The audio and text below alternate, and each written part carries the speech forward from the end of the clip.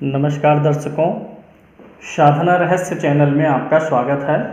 मैं विकास पांडे आज आपको एक बहुत ही अद्भुत, रहस्यमयी और चमत्कारिक साधना के बारे में बताऊंगा।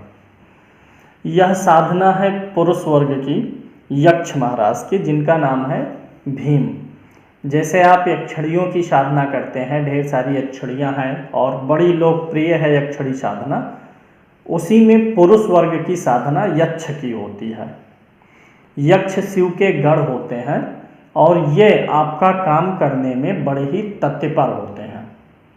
यक्ष साधना अगर कोई पुरुष कर रहा है तो उसे कोई खतरा नहीं रहता है, जबकि यक्षिणी साधनाओं में बहुत ज़्यादा सावधानियां बरतनी होती हैं। यक्ष साधना में आपको ऐसी कोई सावधानी बरतनी नहीं पड़ेगी। भीम यक्ष नाम है इनका और इनकी साधना से, जैसा नाम है भीम, भीम शब्द से आपको पता होगा बल देने वाले, धन और बल देने में बहुत ही निपुण है भीम यक्ष।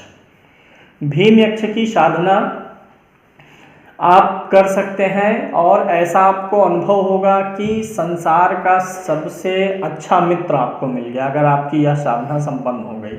और अगर आपके पास संसार का सबसे अच्छा मित्र हो तो आपके पास दुखों का कोई कारण नहीं रहेगा।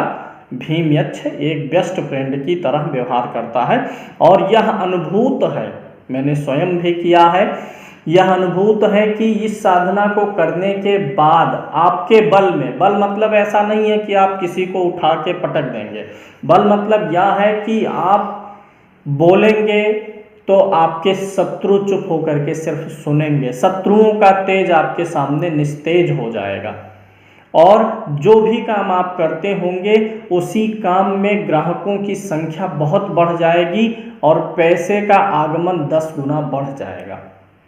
तो इस साधना से आप कर्ज मुक्ति भी पा सकते हैं, क्योंकि कर्ज से मुक्ति तब मिलती है जब धन अधिक आए। धन अधिक आएगा तो खर्चे के बावजूद भी धन बचेगा और आप कर्ज मुक्त भी हो सकते हैं। कर्ज में नहीं है तो महाधनी भी हो जाएंगे। यह साधना आपको किसी भी शुक्ल पक्ष के मंगलवार से शुरू करनी चाहिए। साधना का काल जो होगा, समय होगा, वह रात्रिकालीन होगा।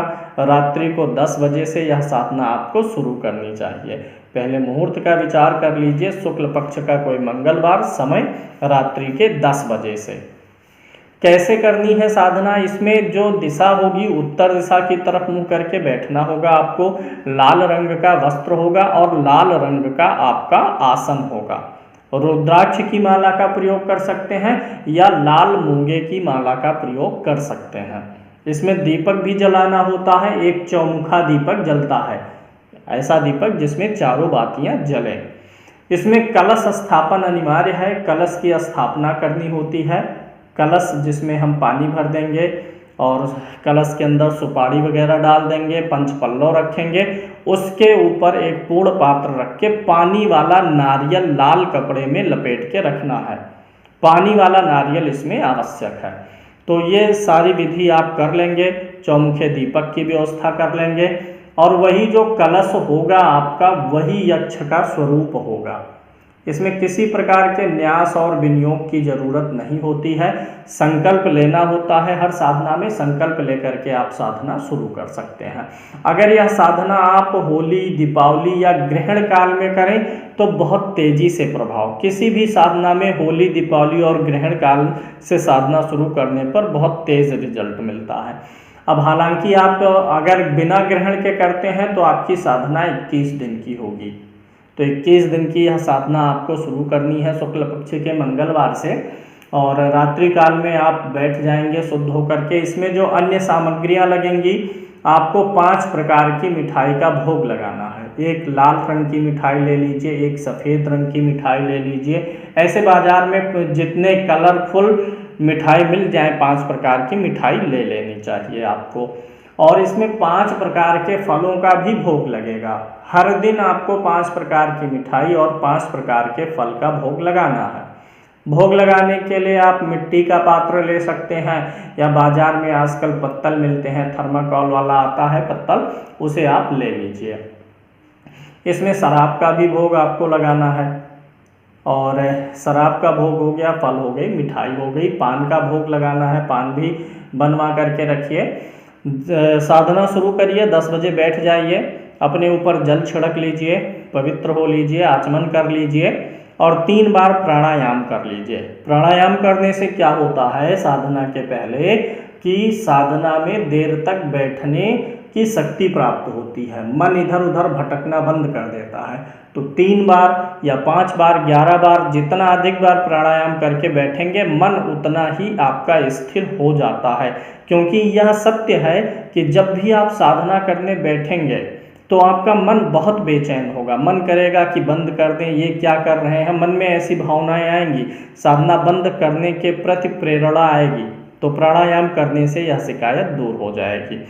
बैठ जाइए, आचमन पवित्रीकरण हो गया। फिर दाहिने हाथ में जल लेकर के संकल्प करिए। संकल्प में बोलिए मैं, फिर अपना नाम, मैं फला। आज से भीम यक्ष महाराज की सिद्धि के लिए भीम यक्ष के मंत्र ओम ह्रौम भीम वक्राय स्वाहा, इस मंत्र का रोज 31 माला जप 11 दिनों तक करूँगा। 31 माला जप आपको करना है, 11 दिन तक करना है। अगर ग्रहण काल में होली और दीपावली में कर रहे हैं, अगर होली दीपावली ग्रहण नहीं है तो 21 दिन तक करना है। तब संकल्प में 21 दिन बोल देंगे। जल जमीन पे छोड़ देंगे, आप दीपक जला देंगे, चारों बातियां जला देनी है और जो कलश आपने स्थापित किया है उसी के ऊपर अक्षत डाल दीजिए, चावल डाल दीजिए और चावल डाल करके ऐसे बोलिए कि हे भीम महाराज, भीम यक्ष महाराज, मैं आपका आवाहन करता हूँ, आपको बुला रहा हूँ, आप आइए। कलश को ही भीम यक्ष मानना है। फिर उसके बाद अगरबत्ती जला के दिखा दीजिए, धूप दिखा दीजिए कलश को और चौमुखा दीपक जला दीजिए और उसी चौमुखे दीपक से कलश की आरती कर लीजिए या अलग से कपूर जला के आरती कर लीजिए। दीपक जला दीजिए, चौमुखा दीपक, उसमें तिल का तेल डाल सकते हैं, घी डाल सकते हैं, चमेली का तेल डाल सकते हैं दीपक जलाने के लिए। उसके बाद अलग अलग पत्तलों में 5 प्रकार की मिठाई रखिए, 5 प्रकार के फल रखिए और उस फल और मिठाई को भी कलश को दिखा करके समर्पित करके रख के और 2 चम्मच जल चढ़ा दीजिए। फिर पान भी चढ़ा दीजिए और उसे भी एक पत्तल में बगल में ही रखिए। ऐसा मान के सब आपको चढ़ाना है कि आप उसी कलश को चढ़ा रहे हैं। फिर उसके बाद ये सब क्रिया करने के बाद में आपको एक मिट्टी का पात्र कोई रखिए और उसी में शराब का 4 ढक्कन, थोड़ा अपने अनुपात में 4 ढक्कन के अनुपात में थोड़ा पानी मिला करके शराब भी चढ़ा दीजिए और उसी कलश को दिखा करके बगल में रख दीजिए। उसके बाद गणेश जी का ध्यान कर लीजिए और 1 माला गणेश जी का जाप कर लीजिए। गणेश जी का जाप हर साधना में पहले इसलिए करते हैं क्योंकि गणेश जी विघ्न नाशक देवता हैं। गणेश जी का जप कर लेंगे तो साधना आपकी निर्विघ्न पूरी होगी। ओम गंग गणपतये नमः का 1 माला जाप कर लीजिए। फिर उसके बाद मूल मंत्र का जाप करिए, ओम ह्रौम भीम वक्राय स्वाहा का 31 माला जाप करिए। अब जब यह साधना आप करेंगे तो आपको अनुभव भी होगा। अनुभव आपको ये जानिए, किसी भी साधना में शुरुआती दिनों में कोई अनुभव नहीं होता है क्योंकि शक्तियाँ भी चाहती हैं कि आप उनकी उपासना ना करें, उन्हें आना ना पड़े और उन्हें आपको वचन ना देना पड़े। तो अगर 21 दिन की साधना है तो 17-18 दिन तक कोई अनुभव नहीं होगा। उसके बाद 18वें दिन से 19वें दिन से अनुभव होगा।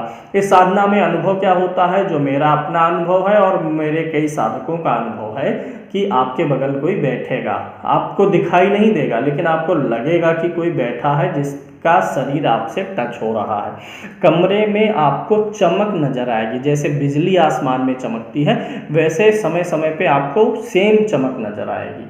और किसी भी साधना में जब सिद्धि होने लगती है तो शरीर में मादकता आ जाती है। उतना नशा शराब में नहीं होगा जितना नशा साधना की सिद्धि पर आएगा।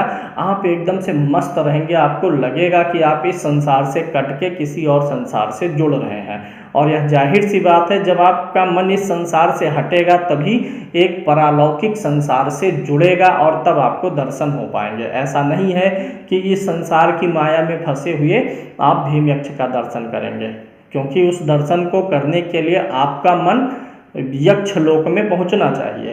तो धीरे धीरे मन आपका एकदम से आनंदित हो जाएगा, नशे में रहेगा मन और सुगंध बहुत अच्छी आएगी। कमरे में आपके कोई रहेगा, रात को जब आप सोएंगे तो कोई आपके सिर पे हाथ फेर सकता है, आपके बगल कोई बैठ सकता है, ऐसे सारे अनुभव हुए हैं। तो अनुभव होगा, आप साधना करिए, अनुभव हो गया तो यानी आपकी साधना सही दिशा में है।